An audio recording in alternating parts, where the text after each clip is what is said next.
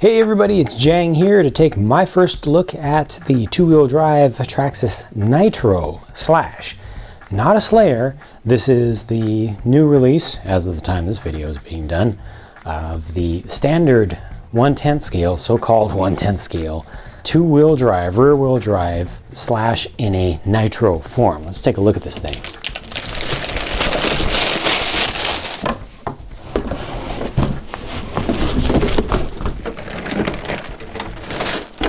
All right, here is the truck, but before I get to that, let's get the little stuff out of the way. First off, radio, the lowest of low end TQ radio sets. This is 2.4 gigahertz, but it's not a TQI.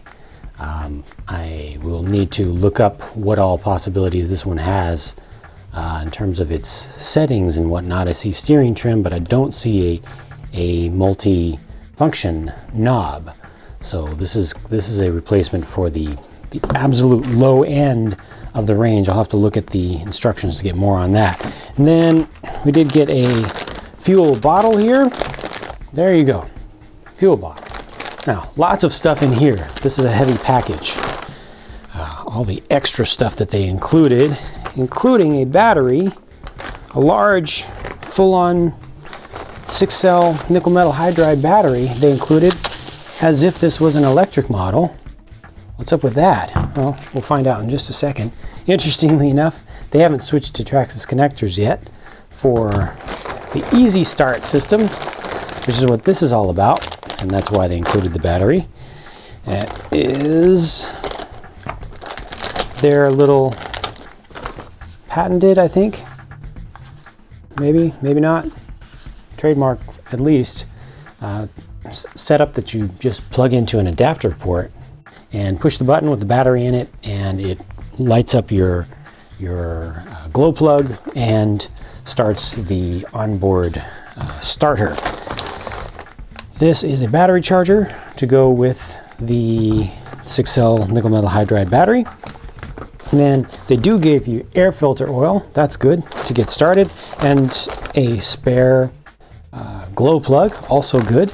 And then a handful of small little tools and some miscellaneous other stuff, just basic little stuff, some stickers, and a whole lot of paperwork and some ads too.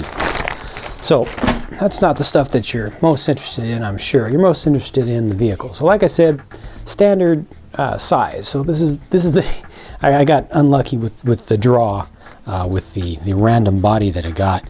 This is the same body that was used on the two-wheel drive electric Slash that I did a full review on. But for the Nitro version, they do come pre-cut. So they cut out the side of the windshield to let air in to the engine. They also cut out back here to let air out, and it's also convenient for anti-parachuting. And this is the little spot where the Easy Start gets plugged in. So I'll just put the body off to the side and take a look at this warning sheet. I'm actually going to look at the warning sheet this time. Break-in procedure, that's it. They're basically just saying, don't just throw fuel in this thing and try to run it immediately, please. You have to break in a nitro motor. All right, so what we're looking at here is essentially a lengthened Nitro Rustler. Looks very, very much like the Nitro Rustler that I had, just longer. Yeah, looks very, very, very much like it. They've got a new bumper that they created specifically for this model. This is all new. It integrates the whole bumper mount in with the battery box, it looks like, at the back, interestingly enough.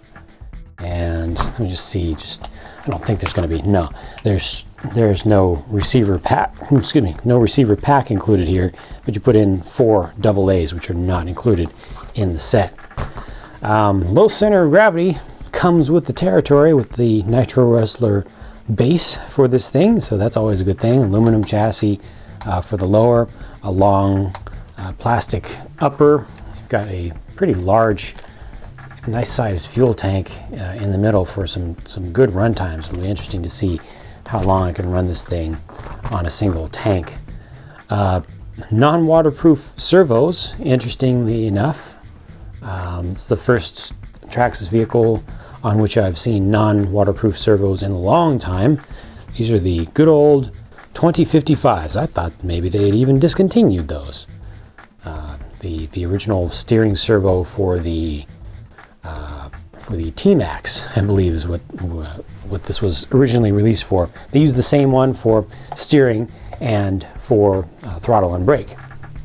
There's a slipper clutch on this setup. It's using 32 pitch gears, so T-Max, E-Max sized gear.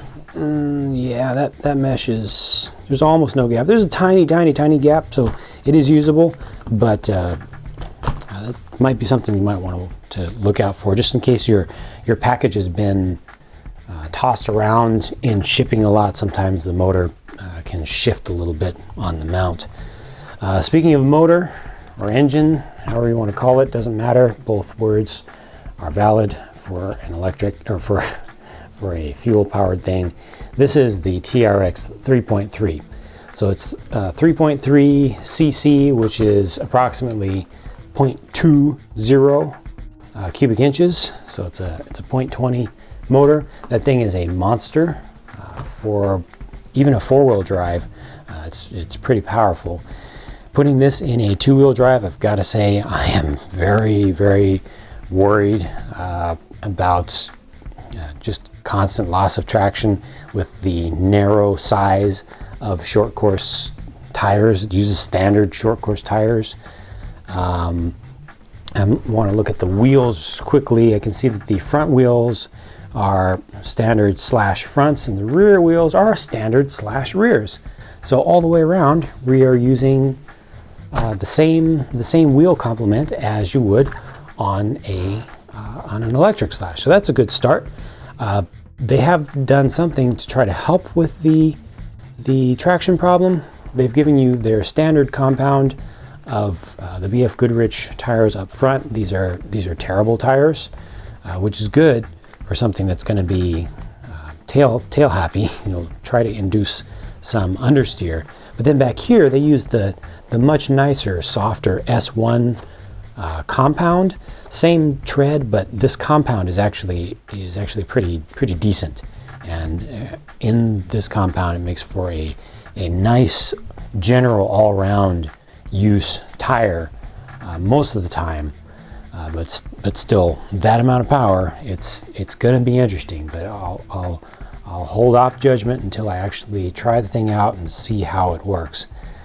This one does have some toe in the rear. It's going to be your 2.5 or 3 degree toe in, one of those two.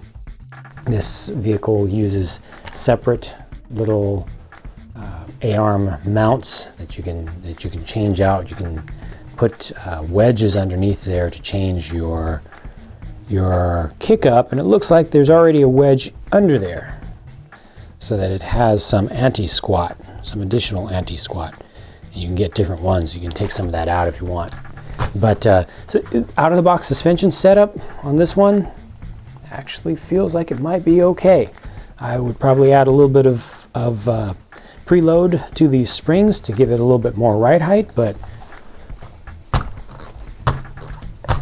feels pretty decent to me. Feels like they got a good shock oil in there. It's going to absorb some pretty big jumps. Might be a little bit over dampened possibly, but it feels a little bit lighter in the rear, which is good. Could be a good setup.